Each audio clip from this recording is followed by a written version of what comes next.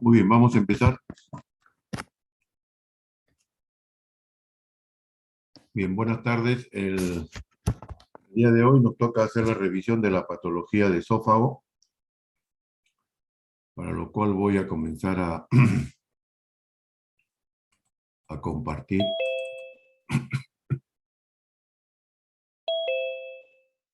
Un ratito, por favor.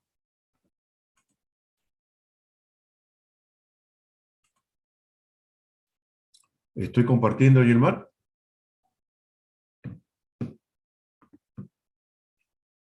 ¿Estoy compartiendo? ¿Alguien me puede dar el visto? Sí, doctor, se está compartiendo. Perfecto, gracias. Muy bien, entonces vamos a empezar con la patología quirúrgica del esófago. A mí me gusta primero repasar brevemente la anatomía. ¿Qué decimos del esófago? El esófago es una víscera hueca que mide aproximadamente 24 centímetros, que proyectada sobre la columna vertebral va desde la sexta cervical hasta la 11ª dorsal o torácica. El esófago se ubica en el tórax, en el mediastino posterior. Se inicia con el esfínter esofágico superior, que es un verdadero esfínter que está constituido por el músculo cricofaringio. El esófago va a discurrir por el mediastino posterior y se dirige hacia la cavidad abdominal. Quien divide el tórax del abdomen es el diafragma. El diafragma le hace una abertura para que pase por ahí el esófago. ¿Sí? A esa abertura se le llama hiato esofágico. Hiato esofágico. Por lo tanto, 98% del esófago es torácico y 2%, un poco más, un poco menos, es abdominal. 2 a 3 centímetros está en la cavidad abdominal y se une con el estómago en la llamada unión esófago-gástrica. Atención. La unión esófago-gástrica se mide como referencia se toma la arcada dentaria. Lo normal es 40 centímetros. Mida 1,80 m, 2 metros, o 1,60 m, 1,50 m, es lo mismo. ¿Ya?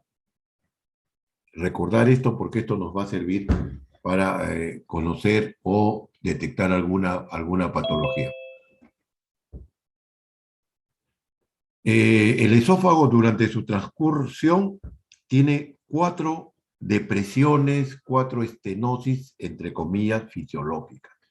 La primera se da a 15 centímetros de la arcada dentaria y es producida por el músculo cricofaringio, en lo que se conoce como esfínter esofágico superior. Ya dijimos que es un verdadero esfínter que está conformado por el músculo cricofaringio.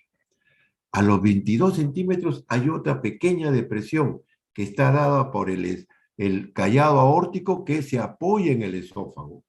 Lo mismo pasa a los 28 centímetros, donde el bronquio izquierdo, el bronquio principal izquierdo, también se apoya sobre el esófago y hace una pequeña depresión. Y finalmente, a los 40 centímetros, tenemos la unión esófago-gástrica, donde vamos a encontrar el esfínter esofágico inferior. No es un verdadero esfínter, pero fisiológicamente cumple esas funciones. ¿Qué otra cosa hay que distinguir en el esófago? Desde el punto de vista histológico, el esófago solo tiene 2 capas: la capa mucosa y la capa muscular. El esófago no tiene serosa, no tiene serosa. La mucosa del esófago es un epitelio escamoso, salvo los 1 o 2 últimos centímetros, donde es un epitelio columnar alto. Es una cosa que caracteriza al esófago. La capa muscular va a tener 2 fascículos, la circular interna y la longitudinal externa. ¿Cuál es lo que caracteriza al esófago? El tercio superior va a estar conformado por músculo estriado, músculo voluntario, mientras que los 2 tercios inferiores va a estar constituido por músculo liso, involuntario. Fíjense, esta es la unión esófago-gástrica. En toda endoscopía, el gastroenterólogo te va a decir unión esófago-gástrica a tantos centímetros. Repito, el número 40 es lo normal. 40 centímetros es lo normal. Acá tienen un esquema de la pared del esófago. La mucosa, un epitelio escamoso, tiene los dos, la submucosa. En la submucosa vamos a encontrar un plexo nervioso, el plexo de Meissner, o submucoso también le llama. Tenemos la capa circular interna y la longitudinal externa entre ambas, el plexo mientérico, también conocido como plexo de Auerbach. Junto con el esófago, paralelo al esófago, viaja el 10º par craneal, neumogástrico, más conocido como nervio vago, derecho e izquierdo. Muy bien, hablemos ya propiamente dicho de la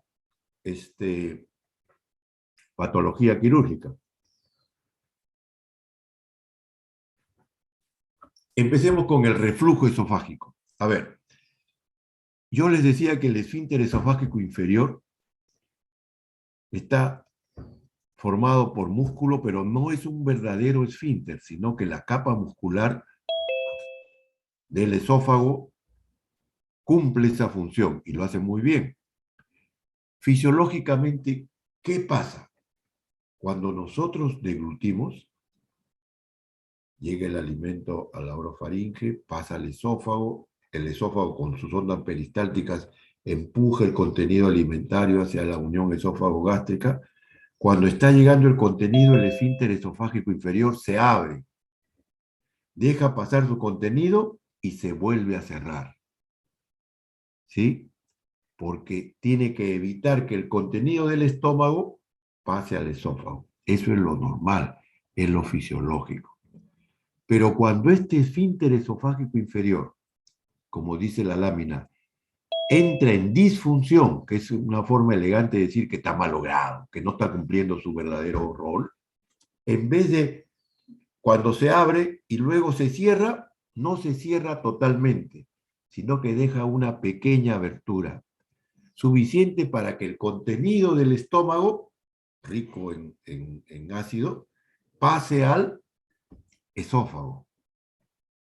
Y a eso le llamamos reflujo esofágico, reflujo gastroesofágico, enfermedad de reflujo esofágico.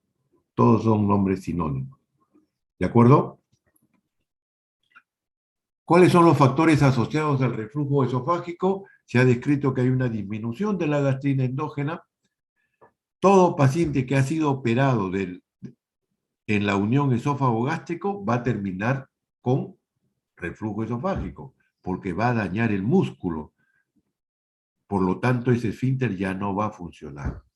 Los pacientes portadores de hernia yatal por deslizamiento o tipo 1, enfermedades sistémicas como la esclerodermia y el uso y abuso del alcohol y del tabaco. ¿Cuál es el cuadro clínico? El cuadro clínico es, el paciente va a venir con ustedes y le va a decir, doctor, me quema acá, y se va a tocar a la altura del esternón. Tengo mucho reflujo ácido,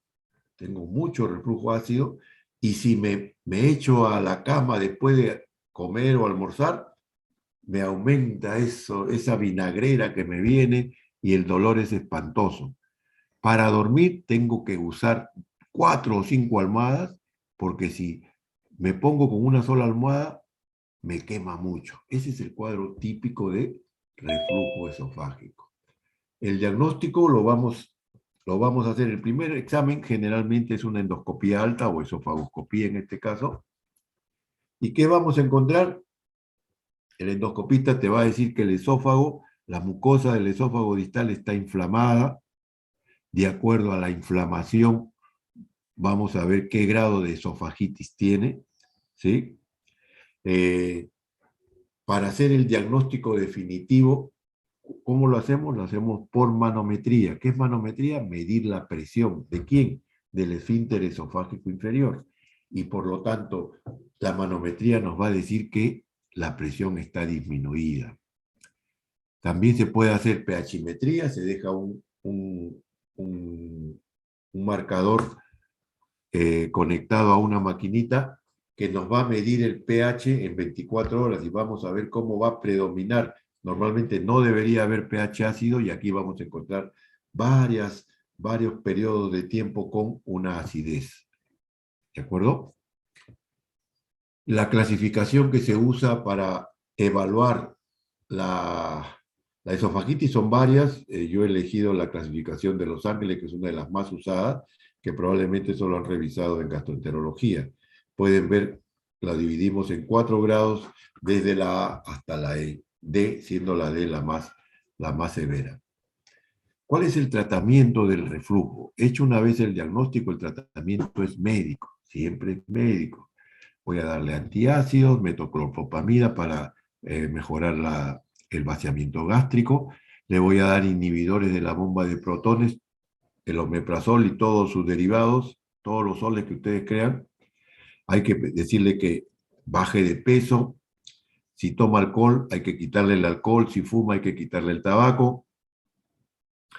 Decirle que eleve la cabecera de la cama, eso que ponía él, sus 4 o 5 almohadas, lo puede poner con 2 taquitos de madera o 2 ladrillos que compensen de 15 a 20 centímetros y que evite acostarse inmediatamente después de comer. ¿Sí? Muchos de estos pacientes van bien con el tratamiento médico, ¿sí? Pero significa que tienen que llevar una vida ordenada, no pueden tomar alcohol, ¿no? Entonces, mucha gente no le gusta eso. Y más aún cuando saben que hay un tratamiento quirúrgico que los puede aliviar. ¿Cuándo está indicado el tratamiento quirúrgico? Cuando el paciente rechaza el tratamiento médico, no quiere saber nada con el tratamiento médico. Cuando fracasa el tratamiento médico, a pesar de la terapia que se da, no hay mejoría clínica. Cuando hay complicaciones respiratorias a repetición, neumonías por aspiración o laringitis crónica, hemorragia digestiva a repetición, que no es lo frecuente, cuando producto de la esofagitis podemos tener estenosis, cuando hay presencia del esófago de Barrett, cuando hay esofagitis ulcerativas o úlceras sangrantes, también son indicaciones de cirugía en reflujo. ¿Y cuál es el tratamiento estándar, el tratamiento quirúrgico estándar? Hay varias técnicas, pero la más conocida y la que más se utiliza, y a partir de esa hay una serie de modificaciones, es la llamada fundoplicatura de Nissen. Nissen fue un cirujano inglés que describió esta técnica, como vamos a ver. ¿En qué consiste la operación de Nissen?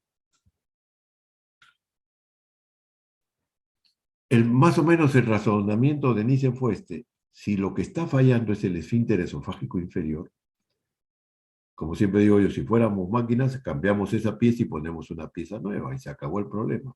Pero no es así de sencillo. Nissen elaboró la idea de reemplazar ese esfínter. ¿Cuál es la materia prima para hacer esfínter? Músculo. ¿Y de dónde yo saco el músculo? De la pared gástrica. Recuerden ustedes que la capa muscular que forma parte de la pared del estómago es la única que está formada por 3 fascículos: circular, oblicuo y longitudinal, ¿no? Entonces, Nissen liberaba el esófago abdominal y pasaba por detrás parte del fondo gástrico y lo rodeaba y le formaba como una chalina, ¿no? Como una corbatita le hacía ahí. Y se suturaba. El músculo de esta pared era lo que iba a estar funcionando como un nuevo esfínter, que evitaría que el contenido del estómago pase al esófago. ¿Sí? Otras técnicas, la técnica de Belsey, que básicamente su objetivo principal era reconstituir el ángulo de His. ¿Se acuerdan? El ángulo de His es el ángulo que se encuentra entre el esófago y la curvatura mayor. Se ha descrito que normalmente es un ángulo agudo, que cuando se hace obtuso, es decir, cuando crece, pierde el esfínter esofágico, pierde su capacidad de contracción y evitar que el contenido del estómago pase al esófago. Entonces Belsey lo reconstruye, ¿sí? Algo parecido hace Hill, pero lo sutura a los pilares del hiato esofágico. Pero la más conocida y la que más se utiliza es la operación de Nissen. Ahora actualmente se hace por vía laparoscópica. Fíjese, en casi todas, por no decir en todas, hay una dilatación del yato esofágico. Entonces lo que hay que hacer es cerrar el yato parcialmente para que solamente pase el esófago. Y luego llevar parte del fondo gástrico y rodearlo. Y se hace una sutura de ambos extremos. Repito, este manguito de acá es el nuevo esfínter que va a reemplazar al esfínter que ya está fallando. ¿De acuerdo? Es una buena alternativa. Les decía que hay múltiples variantes, pero lo que quiero que se acuerden es que el gol estándar es la operación de Nissen, que tiene varias modificaciones, que lo pongo central, que lo pongo de lateral, que en vez de que sea 360 grados lo hago en 270 grados, una serie de cosas, pero para el conocimiento de ustedes, operación de Nissen, fundoplicatura, formar un nuevo esfínter en base a la pared del fondo gástrico. Hablemos ahora sobre el esófago de Barrett. ¿Qué es el esófago de Barrett? Es la presencia de tejido heterotópico en esófago distal. ¿Qué significa heterotópico? Que no debe estar ahí. También lo conocen como tejido ectópico. ¿Sí? No debe estar ahí, ¿no? Y se ha visto que en el esófago distal, que todo hemos dicho que debe ser el epitelio escamoso, ¿no? De repente aparecen islas o partes de mucosa que no es escamoso. Y se encuentra en esas pequeñas islas se encuentran tres tipos de células: metaplasia intestinal, epitelio columnar simple y un epitelio muy parecido al fondo gástrico. ¿Qué es lo que más nos interesa? La metaplasia intestinal. En la clase de ayer yo adelanté algo de metaplasia intestinal. La metaplasia intestinal son células que aparecen en otro sitio, pero su característica principal, ¿cuál es? Que tienen capacidad de degeneración maligna. Es decir, a partir de esa metaplasia intestinal se puede producir un cáncer. Se puede producir un cáncer. ¿De acuerdo? Entonces, por eso decíamos ayer que la metaplasia intestinal es una lesión premaligna. La metaplasia tiene un alto potencial de degeneración maligna. No todas, pero puede ser que alguna llegue a producir una neoplasia maligna. Si en una biopsia yo tengo una displasia severa, se trata como si fuera un cáncer, un carcinoma. ¿Y cuál es la indicación ahí? La cirugía antirreflujo. ¿Sí? Atención. El esófago de Barrett se presenta en pacientes que tienen reflujo. ¿Sí? ¿Todos los pacientes que tienen reflujo hacen Barrett? No. Solo 20% de los reflujos hacen Barrett. Y si el Barrett, ¿qué porcentaje puede llegar a cáncer? 20%. ¿De acuerdo? Entonces, no todos los Barrett llegan a cáncer, apenas un 20% llega a cáncer. Pero eso obliga a que uno lo tenga que estar controlando. Atención. Como hay epitelio glandular en este tejido ectópico, el tipo de cáncer que se va a producir va a ser el adenocarcinoma. Prefijo adeno, glándula. El cáncer que se origina en la glándula del epitelio. ¿De acuerdo? Recordar esto porque es importante. Acá tienen ustedes la unión esófago-gástrica, acá tienen, hay dos tipos de Barrett, les quiero complicar la vida, largo y corto, y acá también hay otro que es lo que quiero que ustedes imaginen para después llegar a la conclusión de las otras dos. Son como islotes, ¿no? Islotes rodeados de epitelio poliestratificado, ¿no?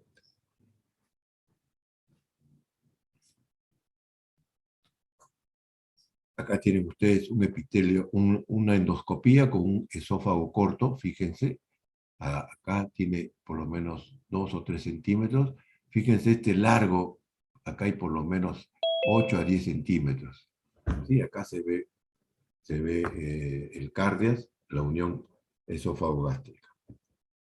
Y acá ven ustedes, este es un paciente con esófago de Barré y acá tienen una lesión blanquecina diferente al resto. Tomo la biopsia y me sale adenocarcinoma de esófago. Entonces, conclusión, cuando yo tengo un adenocarcinoma de esófago, ¿cómo empezó este adenocarcinoma?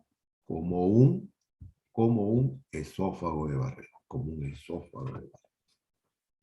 Hablemos un ratito sobre los tumores benignos. El tumor benigno más frecuente es el leiomioma, el que se origina en el músculo liso de la capa muscular del esófago. 2/3 de los tumores benignos corresponden al leiomioma. ¿Qué cuadro clínico produce? Ninguno. Se describe que cuando alcanzan un tamaño mayor de 5 centímetros, comienzan a producir disfagia.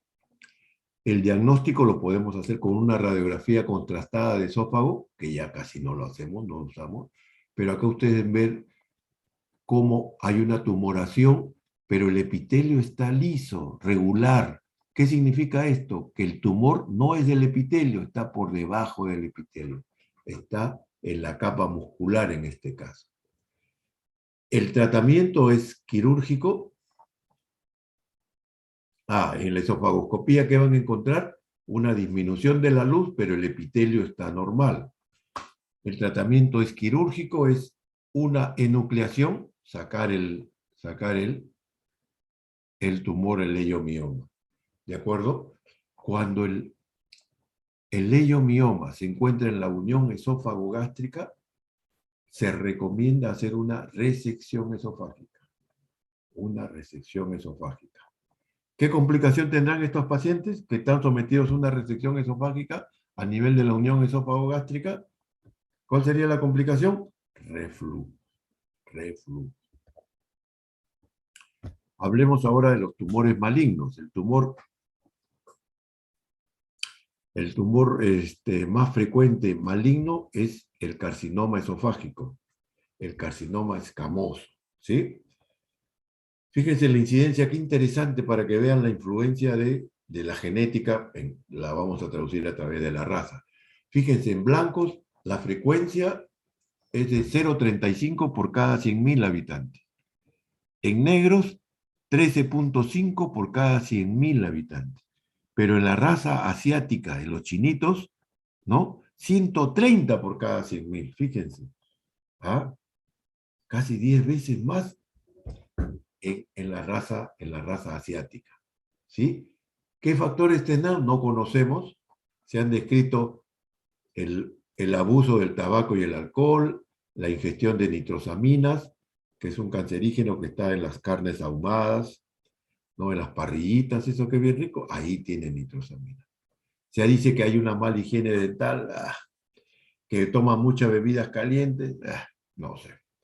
Pero lo cierto es que debe haber algún factor genético que predispone a esta raza asiática que tengan una incidencia tan alta, ¿no es cierto?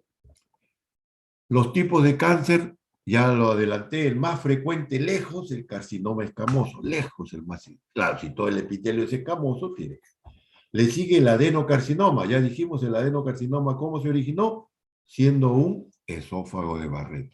Y mucho más raro los llamados carcinomas mucoepidermoides. El diagnóstico generalmente empieza con una esofagoscopía. La radiografía de esófago con contraste también nos va a ayudar. Actualmente se propugna hacer una ecoendoscopía, introducir nuestro endoscopio con un traductor sonográfico. ¿Para qué? Para ver el tamaño de la lesión, pero sobre todo para ver hasta qué capa infiltra el tumor. Se quedó en la mucosa, llegó a la submucosa, llegó a la capa muscular, pasó la capa muscular y llegó al tejido periesofágico o adventicio. Para eso nos sirve la ecoendoscopía. También nos sirve para ver si hay ganglios. ¿De acuerdo? Cuando está en tercio medio hay que hacer una broncoscopía para descartar compromiso del bronquio izquierdo y una tomografía computada para ver el tamaño de la lesión, su relación con los órganos vecinos y la presencia o no de ganglios. ¿Sí? También se puede usar la resonancia magnética pero con la tomografía es suficiente por el momento. Acá tienen una radiografía de esófago con contraste. Fíjense, hasta acá normal, y acá ya empieza una gran irregularidad con espículas, y que es enorme, ¿no? Fíjense, mide 1, 2, casi 3 cuerpos vertebrales. Es enorme, poco nada se puede hacer. Acá tienen otra incidencia del mismo paciente. Otro paciente, fíjense, hasta acá se ve más o menos normal, pero acá ya se ve un acartonamiento, ¿no? Y una total irregularidad. Acá mucho más evidente. Cáncer esofágico, ¿no? Escamoso. Así se ve la endoscopía, fíjense. Una lesión proliferativa que crece hacia la luz, que depende de quién, de la mucosa, ¿no? Ahí se ve claramente. La ecoendoscopía, introducimos un traductor y nos va a dar información sobre las capas, ¿no? La mucosa, la submucosa, la capa muscular y la adventicia. Y fíjense cómo este tumor, en este caso ya pasó al tejido que rodea el esófago.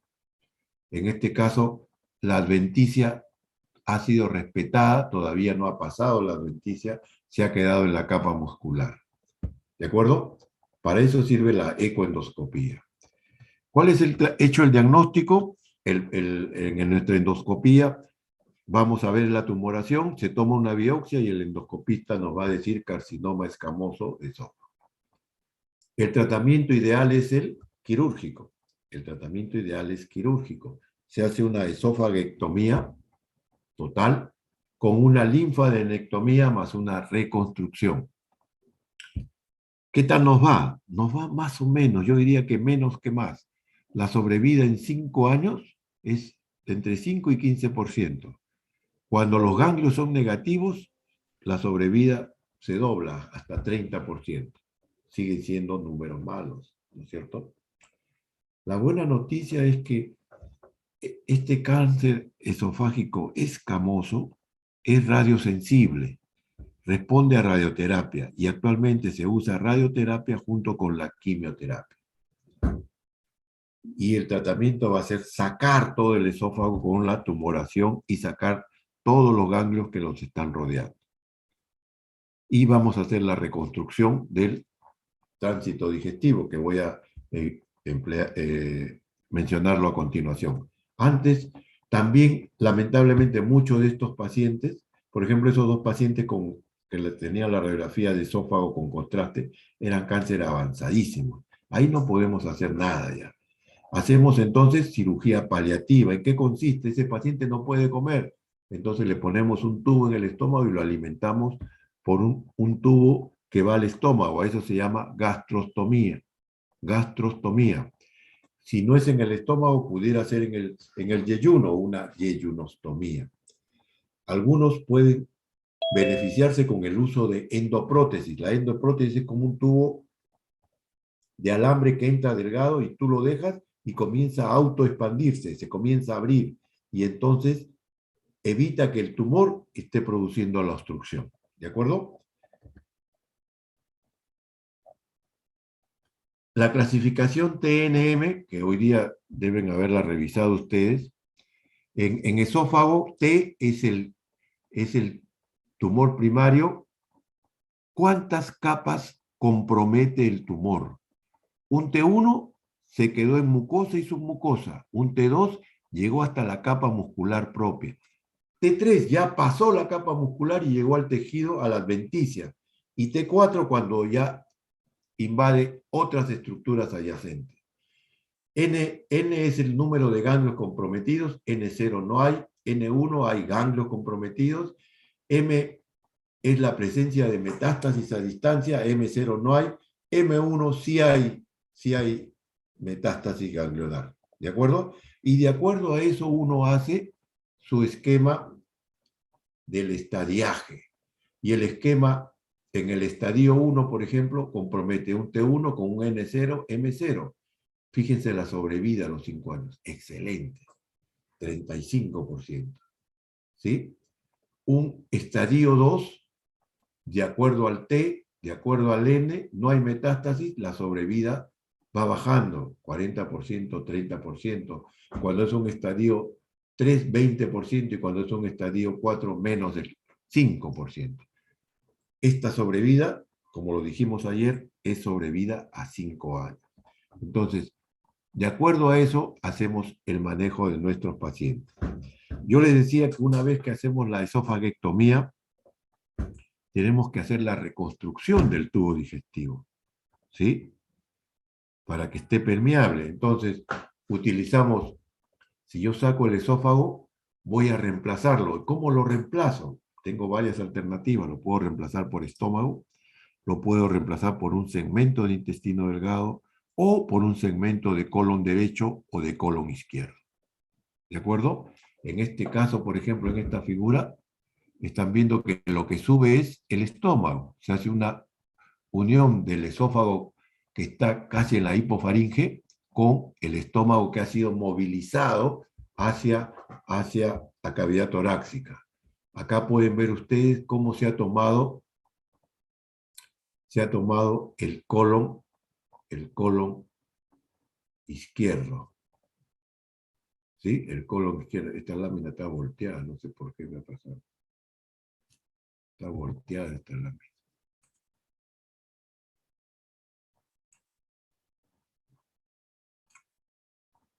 Bueno, lo dejamos ahí ya después. Está volteada, ¿no? ¿Ya? Como el colon derecho sube a la cavidad torácica, se anastomosa con el esófago proximal, es lo único que queda, y se une al estómago. ¿De acuerdo?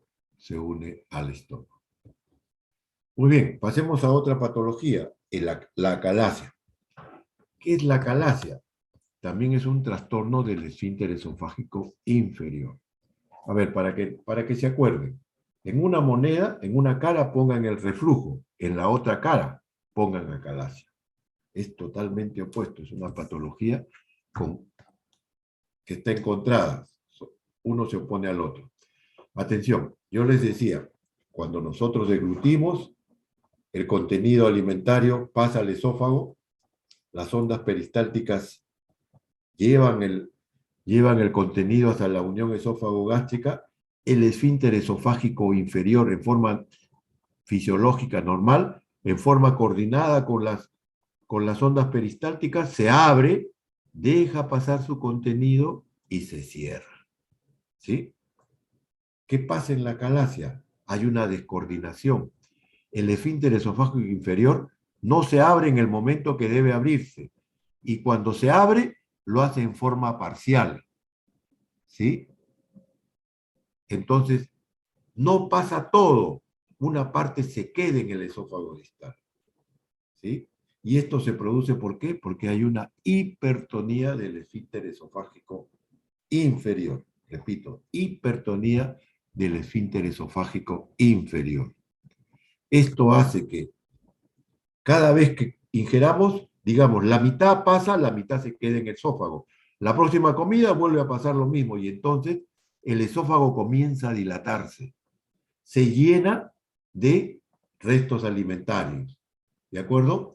Hay una dilatación del cuerpo esofágico. Y atención, se ha descrito que en pacientes con acalasia la incidencia de cáncer esofágico es 10 veces más frecuente.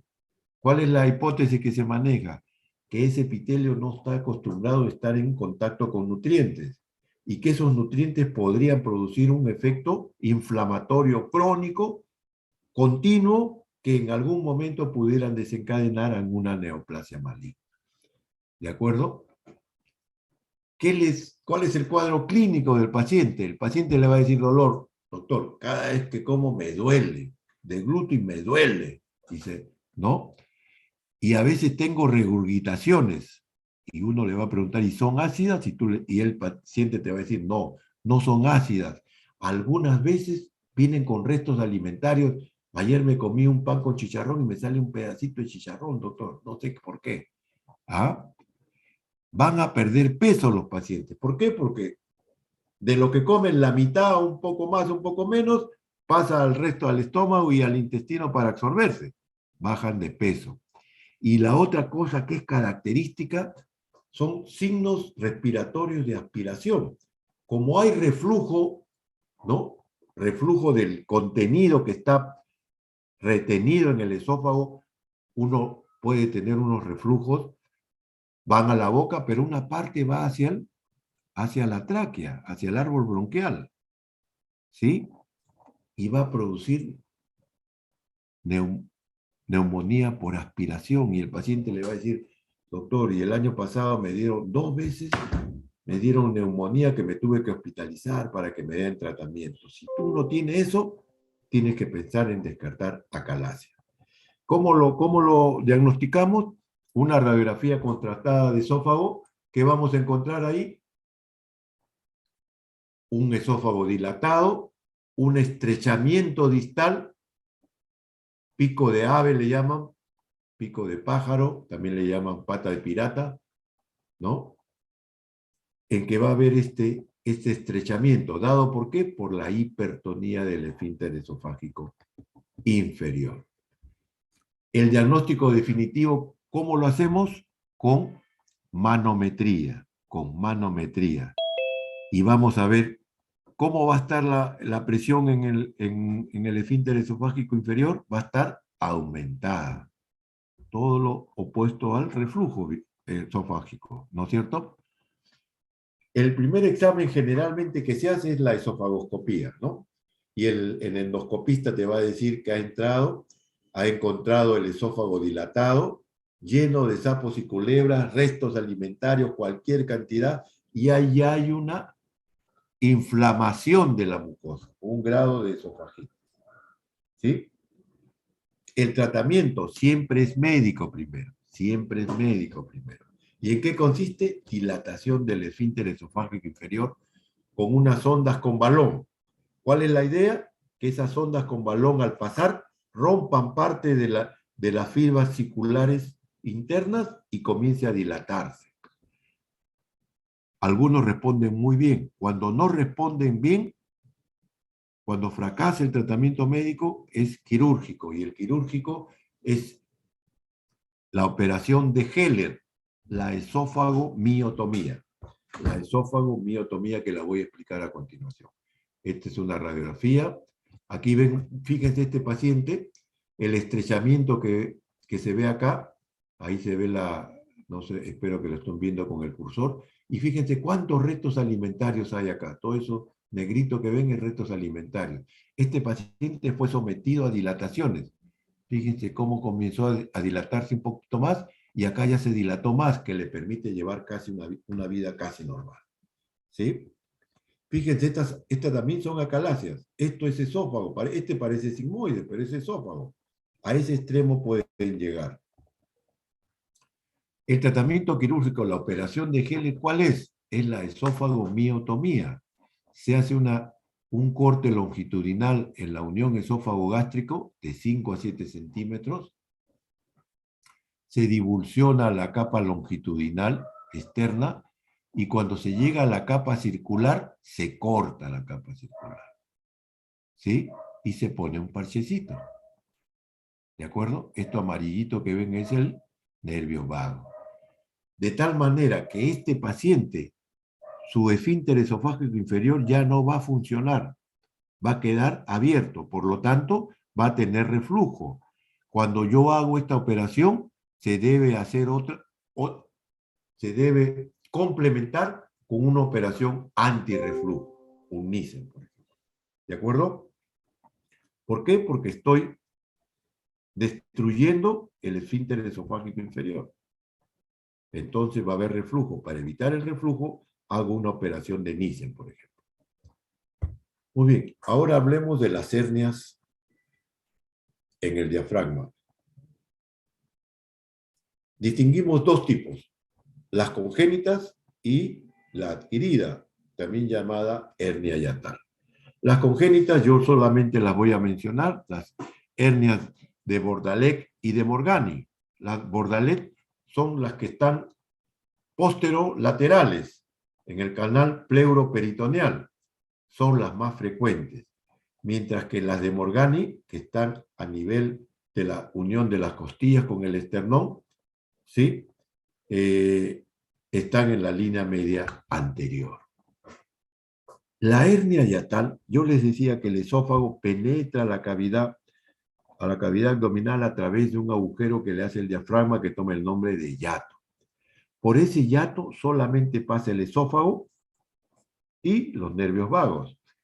Cuando ese hiato se dilata, crece ese hiato, hay más presión en el abdomen que en el tórax, y entonces se va a protruir contenido del abdomen hacia la cavidad torácica. Y tenemos tres tipos de hernia. Tipo 1, o por deslizamiento, tipo 2, o paresofágica, y el tipo 3, que es el mixto. Y acá tienen ustedes el esquema. Tipo 1 por deslizamiento, fíjense, este es el hiato, está dilatado. ¿Y qué es lo que protruye? Protruye el cardias, o sea, por debajo de la unión esófago-gástrica. ¿Sí? Mientras que en la tipo 2 hay una dilatación del hiato esofágico, pero por ahí se mete, o sale, mejor dicho, de la cavidad abdominal hacia la cavidad torácica, parte del fondo gástrico. Y ahí tenemos la hernia paraesofágica. Y la mixta es la combinación de ambas. Atención. Los pacientes con hernia hiatal, ¿cuál va a ser su cuadro clínico? Su cuadro clínico va a estar dado ¿por qué? Al protruirse el cardias hacia la cavidad torácica, primero vamos a encontrar ¿qué cosa? Que la unión esófago-gástrica, ¿cuál era lo normal? 40 centímetros. El endoscopista te va a decir que está a 33, está a 34, está a 35 centímetros. ¿Por qué? Porque se ha cortado, ¿no es cierto? Se ha cortado esa distancia porque lo han empujado hacia arriba. Entonces, solamente conociendo a qué altura está la unión esófago-gástrica, yo ya puedo estar pensando en una hernia hiatal tipo 1. ¿Sí? Y la sintomatología, ¿qué va a producir este tipo? Va a producir reflujo esofágico. El paciente no va a venir y me va a decir, tengo una hernia hiatal. No, él va a venir por reflujo, por pirosis, regurgitaciones ácidas. ¿Sí? Y uno le hace la endoscopía y le encuentra esto. ¿De acuerdo? Entonces, ¿el tratamiento cuál va a ser? Primero médico, voy a tratar el reflujo. Si responde bien, se queda con el tratamiento médico. Si no responde o hay otras complicaciones, voy a hacerle un tratamiento antirreflujo. Probablemente le haga un procedimiento de Nice. ¿Sí? Puntoplicatura de Nice. ¿De acuerdo? En la hernia hiatal tipo 2 o paresofágica, lo que protruye del abdomen al tórax es el fondo gástrico. La unión esófago-gástrica se mantiene. Por lo tanto, el esfínter esofágico inferior funciona adecuadamente. El paciente no va a tener ninguna sintomatología. ¿Cómo hacemos el diagnóstico? Incidentalmente. Porque le hicieron una endoscopía, porque le tomaron una radiografía y encontramos esta figura. ¿Sí? Acá ven ustedes una hernia hiatal tipo 1, fíjense, acá está el hiato esofágico, se ha dilatado y parte del cardias pasa hacia arriba. Y tenemos una hernia hiatal tipo 1. Las hernias diafragmáticas las clasificamos en traumáticas y no traumáticas. 5% son traumáticas, también le llaman eventraciones diafragmáticas. Las no traumáticas las dividimos las que salen a través del hiato esofágico, que son el 90%. Puede ser tipo 1 por deslizamiento, tipo 2 paraesofágicas y las mixtas, ¿no? Las de deslizamiento, 85%, 5% el resto. Y las congénitas, ya dijimos, la de Morgani y la de Bordalec. Ya hablamos del cuadro clínico. ¿Cuál es el tratamiento? Entonces ya adelanté algo del tratamiento en el tipo 1. ¿Tratamiento médico de qué? Del reflujo. Cuando hay indicación quirúrgica, una cirugía antirreflujo con su fundo obligatorio. ¿De acuerdo? El tipo 2 no le molesta nada, de casualidad le hicieron el diagnóstico. ¿Cuál es el manejo? Cirugía. Sí, es cirugía. ¿Por qué? Porque me puedo correr el riesgo de que esa porción de estómago que se mete, que sale del abdomen y se mete a la cavidad torácica, pueda encarcerarse, estrangularse, entrar en isquemia, perforarse y producir una mediastinitis. A los tipo 2, el tratamiento es cirugía, no de emergencia, pero decirle que hay que prepararlo para que se opere. ¿De acuerdo? Esta es una hernia, fíjense, radiológicamente una hernia yatal tipo 1, fíjense, el diafragma está acá, el hiato está acá, y esto es el cardias que ha subido, ¿sí? Este es un hernia yatal tipo 2 paraesofágica, fíjense, el esófago, estómago, la unión esófago-gástrica se mantiene, pero parte del fondo gástrico ha pasado al tórax, ¿sí? Acá tienen ustedes también otra, fíjense. Fíjense, en la radiografía simple se ve una gran burbuja de aire y acá lo ven ustedes, ¿no? Acá está la unión esófago-gástrica, hernia paraesofágica. Y acá tienen ustedes una hernia mixta, tipo 1 acá, tipo 2 acá. Tipo hernia hiatal mixta. Muy rara, muy rara. Yo les decía que una hernia traumática diafragmática, ¿cuál es? Pacientes que sufren accidente de tránsito y por la fuerza hay una contusión en el diafragma y se rompe el diafragma. El diafragma es un músculo y a veces sangra muy poquito porque el mismo músculo se contrae y evita que siga sangrando. Y a veces pasan asintomáticos y se produce una pequeña abertura y por ahí sale el contenido del abdomen que se mete al tórax. Y son pacientes que no tienen mayor molestia hasta que le toman una radiografía y pueden ver esto, o de repente en un control de rayos X de tórax le encuentran esta lesión. ¿De acuerdo? Hernia traumática de diafragma. Hablemos de los divertículos. ¿Qué son los divertículos? Son lesiones saculares que, que se proyectan por fuera de la luz intestinal. ¿Sí? En el esófago lo dividimos por tercios. Tercio superior, que es la unión esófago-gástrica, tercio medio, que son los parabronquiales, y tercio inferior, que son los epifrénicos. Antes que me olvide. Los divertículos pueden ser verdaderos o falsos. ¿Cuándo son verdaderos? Cuando tratándose del esófago tienen las dos capas, tienen la mucosa y tienen la capa muscular. Y son falsos cuando solamente tienen la capa mucosa. ¿De acuerdo? Sobre Senker vamos a dedicarnos algunos minutitos a continuación. Los parabronquiales se ubican en el tercio medio. Son verdaderos, ¿por qué? En nuestro medio, en el Perú, una de las enfermedades más frecuentes, y ahora debe haber aumentado, es la tuberculosis, ¿cierto? Muy, muy frecuente, alta incidencia de tuberculosis pulmonar. Felizmente ahora hay un tratamiento. Con tratamiento curamos, ¿no? Los ganglios, cuando alguien tiene tuberculosis, los ganglios del tórax y del mediastino se ven afectados. Los del mediastino están pegados al esófago. Cuando uno les da tratamiento, el ganglio que está también contaminado, digamos, afectado por la tuberculosis, también se va a curar, pero se va a contraer, va a fibrosarse y se va a contraer. Como está pegado al esófago, jala al esófago y va a producir un divertículo verdadero porque tiene las dos capas. Felizmente son asintomáticos, el tratamiento es observación.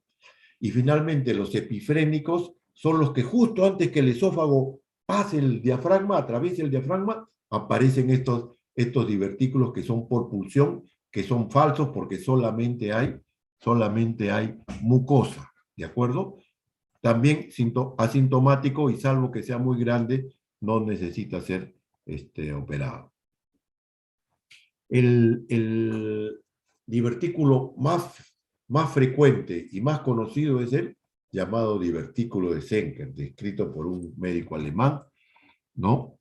¿Por qué se produce el divertículo de Zenker? Atención, esfínter esofágico superior, esfínter esofágico superior, ¿sí?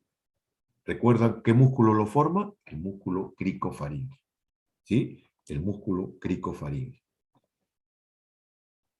Cuando nosotros deglutimos, por reflejo, el esfínter esofágico superior se abre, se relaja. Pasa el contenido y se vuelve a cerrar, ¿sí? Muy bien. ¿Qué pasa en el Zenker? El esfínter esofágico superior, el músculo cricofaríngeo, entra en hipertonía. Cuando nosotros deglutimos, no se abre del todo, se abre parcialmente. Y una parte pasa y otra parte se queda, ¿sí? Y otra parte se queda en la hipofaringe. Al quedarse restos alimentarios, aumenta la presión, que va a ejercerse en toda la circunferencia de la hipofaringe.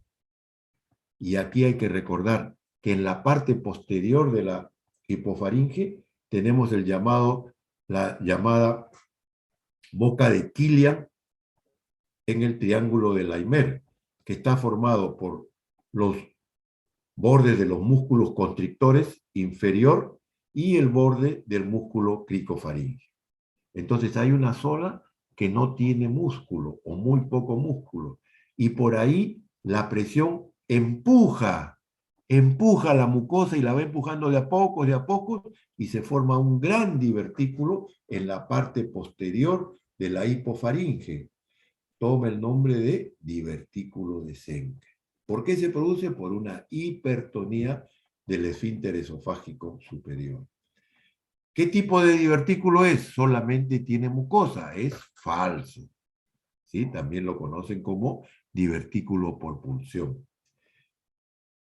¿Qué vamos a encontrar clínicamente? Primero, mal aliento, halitosis.